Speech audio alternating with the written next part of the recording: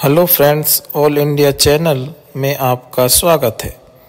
आज हम आपको ले चलते हैं क्राइम दुनिया की ओर, जिसमें नाम आता है मुंबई शहर का। जी हाँ, सपनों की नगरी मुंबई शहर का, जिसमें सानिया शेख की उसके ही ससुराल वालों ने बेरहमी से हत्या कर दी थी। जी हाँ, मुंबई में 23 साल की सानिया शेख की हत्या की दहला देने वाली मिस्ट्री सुलझ गई। पिछले साल बकरीद के मौके पर हैवान पति ने अपनी पत्नी का सिर धड़ से अलग कर भाई के साथ मिलकर लाश को सूटकेस में भरकर फेंक दिया था। मुंबई में 23 साल की सानिया शेख के मर्डर की दहलान देने वाली मिस्ट्री को पुलिस ने आखिर में सुलझा ही लिया।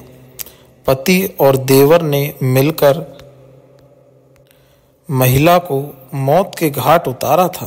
बकरीद के मौके पर हैवान पति ने अपनी पत्नी का ही सिर धड़ से अलग कर दिया और भाई के साथ मिलकर लाश को इस कदर ठिकाने लगाया कि पुलिस अभी तक महिला के सिर की तलाश में है। मुंबई की बसई पुलिस ने पिछले साल सानिया शेख की हत्या के मामले में आरोपित देवर को गिरफ्तार किया है। हत्या की गुत्थी सुलझाते हुए पुलिस ने बताया कि सानिया के पति और देवर ने मिलकर उसकी बेरहमी से हत्या की थी। पिछले साल जुलाई माह में सानिया का शव भोई गांव में नाले में मिला था। शरीर का ऊपरी हिस्सा धड़ से अलग था। पुलिस अभी तक महिला के सिर की तलाश कर रही है।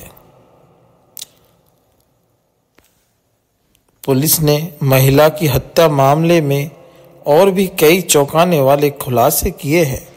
बसई पुलिस बताया कि महिला के पति आसिफ शेख को पिछले साल पत्नी की हत्या कर सिर रहित शरीर को नाले में फेंकने के आरोप में गिरफ्तार किया गया था।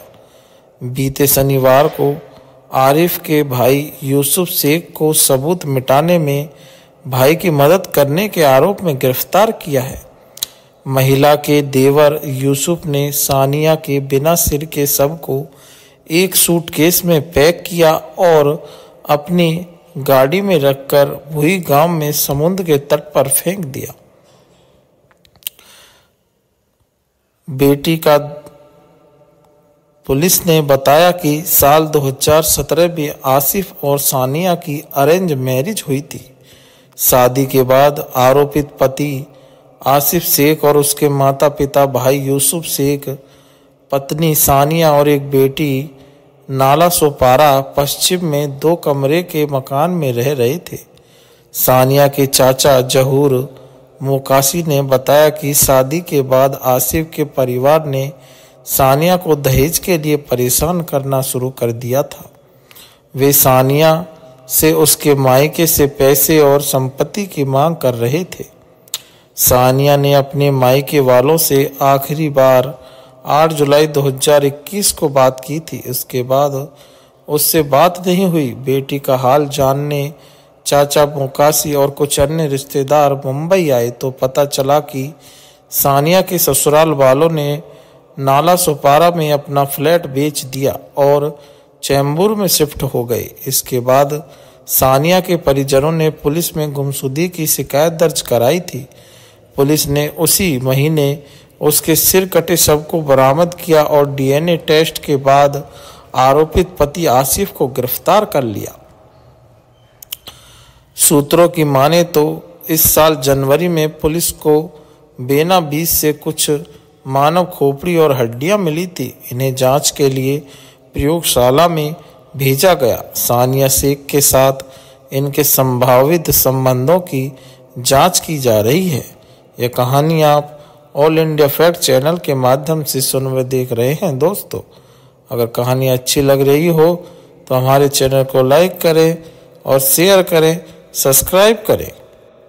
अगर हम सानिया के कत्ल के बारे में बताएं तो पुलिस ने इस खौफनाक साजिश का खुलासा कर कातिल को तो जेल की सलाखों के पीछे पहुंचा दिया था, लेकिन सबसे बड़ा सवाल यही था कि आखिर एक परिवार ने इतनी बेरहमी के साथ अपनी बहू की जान क्यों ले ली और साल भर तक ये राज बाहर क्यों नहीं आया। तो जब तस्वीर में इन सारे सवालों के जवाब सामने आए तो हर कोई हैरान रह गया।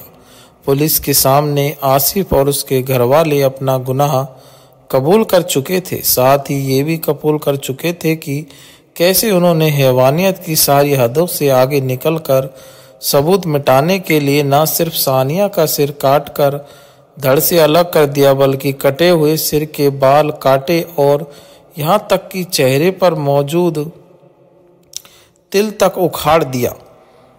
लेकिन सबसे बड़ा सवाल यही था कि आखिर एक परिवार ने ऐसी गिरी हुई हरकत ही क्यों की। असल में एक बच्ची को गोद लेने के लिए ये पूरी खूनी साजिश रची गई थी। दरअसल आसिफ के घरवाले आसिफ और सानिया की बेटी अमायरा को किसी और को गोद देना चाहते थे। आसिफ की बहन यानी सानिया की ननद की शादी को कई साल हो चुके थे, लेकिन उन्हें कोई बच्चा नहीं था। ऐसे में जब आसिफ और सानिया के घर में अमायरा ने जन्म लिया तो घर वालों ने तय किया कि वो भी इस बच्ची को अपनी बेटी को गोद दे देंगे और उनकी बेटी ही बच्ची की परवरिश करेगी। लेकिन किसी भी दूसरी माँ की तरह सानिया के लिए ये फैसला करना इतना आसान नहीं था। उसने अपनी बेटी अमायरा को खुद से अलग करने से साफ मना कर दिया और बस यही वो बात थी जिसने पूरे ससुराल को सानिया का दुश्मन बना दिया। अब सानिया पर जुल्म और सितम की शुरुआत हो गई और फिर एक दिन वो भी आया जब उसका कत्ल कर दिया गया। आसिफ और उसके घरवालों ने सानिया का कत्ल पूरी प्लानिंग के साथ किया।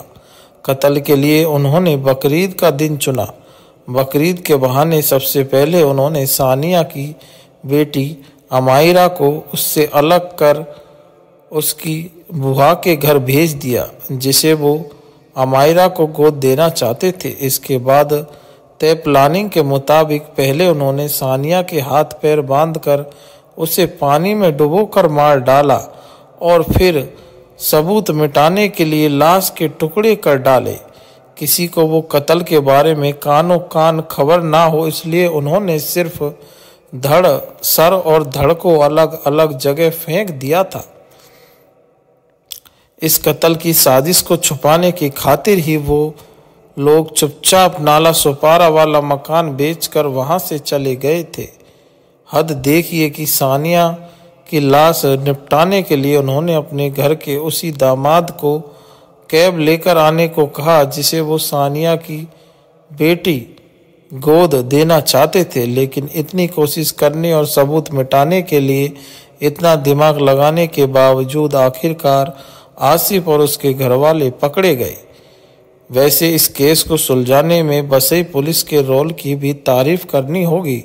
उन्होंने सिरकटी लाश की न सिर्फ अलग अलग तस्वीरें खींचकर रख ली, बल्कि जरूरत के लिए डीएनए सैंपल भी सुरक्षित रख लिया था और आखिरकार यही चीजें कत्ल के खुलासे की वजह बन गई। असली कातिल कानून के शिकंजे में फंस गया। यह कहानी आप ऑल इंडिया फैक्ट चैनल के माध्यम से सुन में देख रहे हैं। दोस्तों, कहानी पसंद आ रही हो, चैनल पसंद आ रहा हो तो हमारे चैनल को लाइक करें, शेयर करें, सब्सक्राइब करें तथा बेल आइकन दबाना ना भूलें। धन्यवाद मेरे प्यारे दोस्तों।